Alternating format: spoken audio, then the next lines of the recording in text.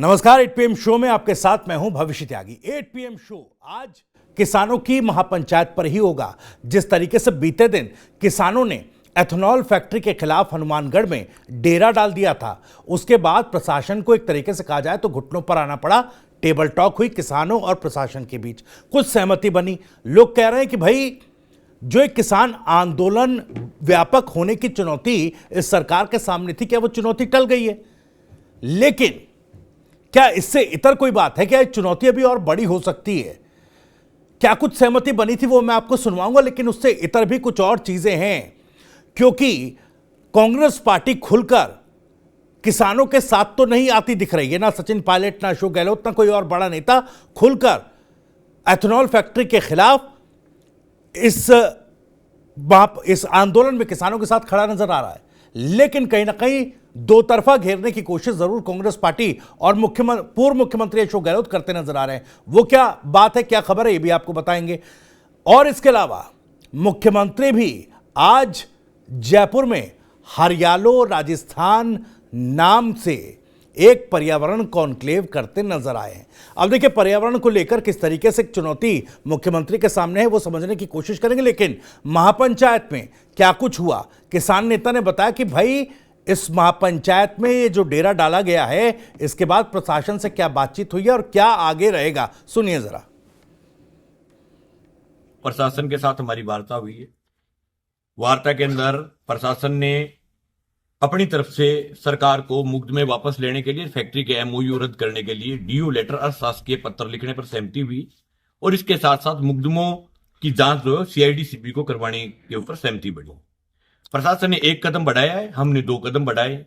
प्रशासन ने बातचीत की है, बातचीत के जरिए ये विश्वास दिलाया कि मुकदमे भी वापस लेंगे और आपके फैक्ट्री के एमओयू को रद्द करेंगे। उसके लिए एक कमेटी का गठन किया। कमेटी के लिए उन्होंने कहा है कि हम जल्द से जल्द, यानी हम 7 दिन में या 10 दिन में या 15 दिन में इसकी रिपोर्ट जो है वो कंक्लूडिंग करके सरकार को पेश कर देंगे। तो इस बात से ये हमने सब लोगों ने, संघर्ष समिति ने, हमारे संयुक्त किसान मोर्चे ने, तमाम संगठनों ने यही हमने तय किया है कि हमारा आंदोलन जो है वो लगातार जारी रहेगा। लड़ाई रुकेगी नहीं। लड़ाई जब तक लिखित में ये तमाम चीजें नहीं आ जाती कि एमओयू रद्द हो गया, मुकदमे वापस हो गए, तब तक लड़ाई जारी रहेगी। लेकिन प्रशासन ने ऐतिहासिक जो है वो कदम उठाए, उन्होंने प्रयास किया है, वार्ता के टेबल पर आए हैं। तो एक कदम उन्होंने बढ़ाए तो 2 कदम हमने बढ़ाए। और आगामी समय में संगरिया के अंदर जो है बड़ी महापंचायत 7 जनवरी को हमारा वहां एक संगरिया में किसानों के ऊपर गोलीकांड हुआ था, 7 तारीख को उसकी बरसी है। तो 7 तारीख को संगरिया के अंदर ऐतिहासिक महापंचायत होगी। हम सरकार से, प्रशासन से उम्मीद करते हैं कि 7 तारीख तक प्रशासन जो ये तमाम मुद्दे हैं, उन तमाम मुद्दों को तो उससे पहले निपटा दें। मतलब 20 दिन का समय आपने प्रशासन को दिया? हाँ बिल्कुल, 20 दिन का समय। अच्छा, एक बात बताएं, एक तरफ तो आप कह रहे हैं कि मुकदमे वापस लिए जाए, एक तरफ ये है कि इसकी सीआईडी सीबी से जांच हो। ये इसलिए कि मुकदमे वापस करने की एक प्रक्रिया होती है, उसमें टाइम लगता है। हम ये चाहते हैं कि उस टाइम लगे, तब तक है हमारे किसी भी किसान नेताओं को, ट्रैक्टर वाले को, किसानों को, मजदूरों को, किसी को परेशान नहीं किया जाए। अगर ये तो फिलहाल किसान नेताओं की तरफ से 20 दिन का अल्टीमेटम दिया गया है और कहीं ना कहीं ये देखा जाए तो अब 20 दिन के अल्टीमेटम के बाद एक और डेरा डाला जाएगा संगरिया में, जहां पर इस पूरे अभियान में, आंदोलन में, संघर्ष में सेंटिमेंटल फैक्टर भी जोड़ने की कोशिश की जाएगी। क्योंकि 7 जनवरी को सांगरिया में किसानों पर हुए गोलीकांड की बरसी भी है। तो उस दिन अगर वो नौबत आती है कि किसानों को फिर से महाजुटान करने की कोशिश जो है महाजुटान की नौबत आती है, तो फिर वो सेंटिमेंटल फैक्टर भी किसानों के साथ जुड़ जाएगा। खैर, मेरे साथ हमारे एग्जीक्यूटिव एडिटर पंकज कुमार जी हैं, उनसे समझने की कोशिश करेंगे कि जो चुनौती किसानों के आंदोलन को लेकर मुख्यमंत्री या सरकार के सामने थी, वो चुनौती टलती नजर आ रही है या फिर ये और आगे जाएगी और बड़ी चुनौती के रूप में सरकार के सामने होगी। सर, क्या देख रहे हैं, किस तरफ एस्केलेट हो रहा है? ठीक है, एक शासकीय सहमति बन गई है, प्रशासनिक सहमति, माफ कीजिएगा, लेकिन क्या सरकार ये मांगे मानेगी जो फिलहाल किसानों की तरफ से रखी जा रही है? और चूंकि कुछ और खबरें भी आज आई हैं, अशोक गहलोत ने, पूर्व मुख्यमंत्री अशोक गहलोत ने अपनी डीपी बदलकर एक संदेश दिया है अरावली पहाड़ी को बचाने को लेकर, जो सुप्रीम कोर्ट का एक जो फैसला है उसके बनिस्बत। तो फिर अब क्या ये दो तरफा घेरने की कांग्रेस की प्लानिंग है? आप इसको किस तरीके से देख रहे हैं? देखिए, भविष्य सबसे बड़ी बात यह है कि जब कभी भी इस तरह के आंदोलन होते हैं जी तो प्रशासन इसी तरह का रवैया अपनाता है कि कैसे आंदोलन को तुरंत धीमा किया जाए। जी और धीमा करना इसलिए भी जरूरी होता है क्योंकि जब आंदोलन उग्र शक्ल अख्तियार करता है, जब उसका रूप उग्र हो जाता है, तो प्रशासन की पूरी कोशिश रहती है कि पहले टेबल पे आइए, बात करिए, और उसके लिए समय बाय किया जाता है, टाइम बाय किया जाता है, और फिर एक कंसेंसस पे पहुंचा जाता है दोनों तरफ। खास तौर पर देखिए यहाँ पर किसान क्या कह रहे हैं कि हमने आपको इतने दिन का समय दिया, आप सरकार से बात करिए, और हमारी जो प्रमुख मांगे हैं उसमें ये कि ये जो आपने इथेनॉल फैक्ट्री लगाने की जो डील की है उसको तुरंत आप ख़त्म करिए। दूसरी बड़ी बात कि हमारे जितने लोगों के खिलाफ आपने केस मुकदमा दायर किया है उसको वापस लीजिए। और तीसरी बड़ी बात ये कि आप उन लोगों को मुआवजा भी दीजिए। अब देखिए सबसे बड़ी बात क्या है, इथेनॉल फैक्ट्री एशिया की सबसे बड़ी फैक्ट्री है, और उसको लेकर के किसान का कहना है कि भूजल प्रदूषित होगा और साथ ही साथ उसकी जो भूमि है आसपास की वो सारी बंजर होगी और वायुमंडल प्रदूषित होगा। ये तीन बड़े ही इम्पोर्टेंट बातें हैं। जी अब ऐसे में एक सवाल गंभीरता से उठाया जा रहा है किसानों के तरफ से कि अभी तक इन्वायरमेंट का क्लियरेंस भी नहीं मिला। जी आपको पता है, तो किसान की मांगें मजबूत होती दिखाई पड़ रही हैं, बड़ी संख्या में लोग शामिल हो रहे हैं। अभी भी हाल फिलहाल की बैठक में जिसमें राकेश टिकैत पहुंचे थे उसमें 7,000 किसानों की मौजूदगी थी, और ये अलग अलग प्रदेशों के किसान थे। जी ऐसे में किसान आंदोलन बड़ा व्यापक रूप न ले ले, उसके लिए सरकार निश्चित रूप से चिंतित होगी। अब जरा देखिए कि पहले डीएम जहां की ये सारा कुछ हुआ, आपको 10 दिसंबर की घटना याद है कि किस तरीके से ट्रैक्टर की मदद से जो चार दीवारी उस फैक्ट्री की घेरी गई थी उसको तोड़ दिया गया और उसके बाद उसके ऑफिस में आग लगा दी गई। अब दोनों तरफ से ये कहा जा रहा है कि कुछ बाहरी तत्व थे जिन्होंने ऐसा किया, लेकिन 400 तकरीबन ऐसे किसान आंदोलन में शामिल लोग हैं जिनके खिलाफ ये मुकदमा तो दर्ज हुआ है। तो इस मुकदमे से छुटकारा हो वो एक अलग बात है, पर बड़ा सवाल यह है कि क्या किसान यहाँ इथेनॉल फैक्ट्री लगाने की जो बात सरकार कर रही है वो मान जाएगा किसान? मुझे तो नहीं लगता किसान मानने वाले हैं। ऐसे में सरकार क्या करेगी? दरअसल ये डील, ये जो एग्रीमेंट हुआ था, करार हुआ था, ये तो कांग्रेस के समय हुआ था, और कांग्रेस के समय करार हुआ, लेकिन बीजेपी सरकार इसको करा रही है। तो बीजेपी सरकार को भी कहीं ना कहीं ऐसा दिखाई पड़ रहा है कि ये जो फैक्ट्री है उसको लगाने से आसपास का रंग रोगन चेंज हो जाएगा, लोगों को रोजगार मिलेगा, ये पूरा एरिया जो है डेवलपमेंट की तरफ बढ़ेगा, और साथ ही साथ किसानों के जो ज़मीन की कीमत है, उसके अनाज का जो वैल्यू है वो भी कई गुना बढ़ जाएगा। जी लेकिन इन सब चीज़ों से किसान जो है वो सहमत नहीं है। ये मामला कहीं ना कहीं आप जान लीजिए कि 20 दिसंबर तक लोग इंतज़ार करेंगे, पर सवाल ये उठता है कि उसके बाद सरकार क्या करेगी? क्या सरकार तुरंत मान जाएगी? मुझे तो ऐसा नहीं लगता।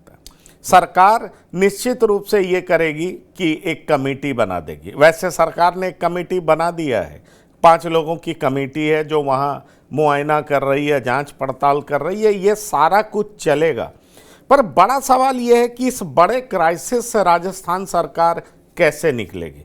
मुझे लगता है कि इसमें बहुत सारे ब्यूरोक्रेट्स का कॉम्पिटेंसी क्या होगा, किसानों से कौन से ऐसे मुद्दे हैं जिस पर डील हो सकती है, किसान के कौन से नेता हैं जो कि बहुत सारी बातों को समझने के लिए तैयार होंगे, या अगर मुहिम व्यापक रूप दिखाता है, व्यापक असर दिखाता है, तो आपको याद होगा कि देश स्तर पर अगर प्रधानमंत्री फार्म लॉज वापस ले सकते हैं तो इस करार को खत्म करने में कितना ज्यादा वक्त लगेगा। जी फिलहाल ये भविष्य के गर्भ में है। भविष्य एक इसमें मैं बता दूं, चूंकि अभी ये पूरा जो किसान आंदोलन हुआ, प्रशासनिक बातचीत हुई, इसमें भी स्थानीय नेता थे, वो फेज बने हुए थे, लेकिन चूंकि राकेश टिकैत भी पहुंचे थे, राकेश टिकैत से हमारे सहयोगी संवाददाता ने बातचीत की, तो उन्होंने उस पूरा लब्बो लुबाव ये था कि उन्होंने कहा कि भाई एथेनॉल फैक्ट्री तो नहीं लगने देंगे।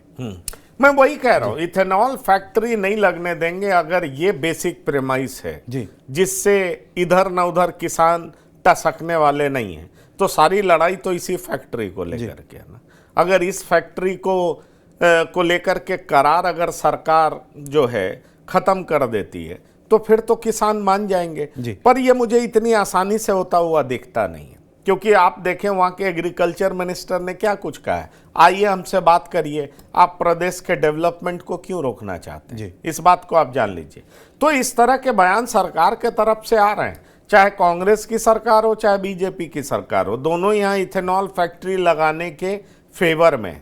ऐसे में सवाल उठता है कि किसान का ये आंदोलन कितना व्यापक रूप लेता है, क्योंकि एक बात भविष्य आप हमेशा जान लीजिए, इतिहास गवाह है, जब भी आंदोलन का स्वरूप लंबा होता है तो आंदोलन कमजोर होने लगता है, और जो प्रशासन होता है वो इस बात को बखूबी समझता है। इसलिए वो क्या करता है कि ये जो आंदोलन होता है, ये मूवमेंट जो होता है, वो जानबूझ करके चाहता है कि इसको प्रोलोंग किया जाए।